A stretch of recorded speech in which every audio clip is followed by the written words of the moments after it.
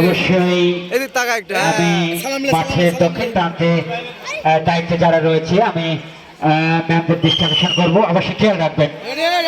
শুধু মন্ডল ইতিমধ্যেই শুরু হয়ে গেল বার্ষিকীয়া প্রতিযোগিতায় মাঠের দক্ষিণ প্রান্তে মরক যুদ্ধ, মাঠের দক্ষিণ প্রান্তে স্থির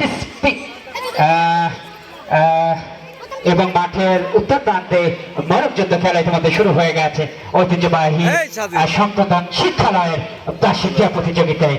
এই সুপ্রসিদ্ধ মন্ডলী ধারা বর্ণনায় আমি আপনাদের জ্ঞানগণের সাথে ধারা বর্ণনায় খেলা চলছে। চমৎকার একটি আয়োজন, চমৎকার একটি পরিবেশ।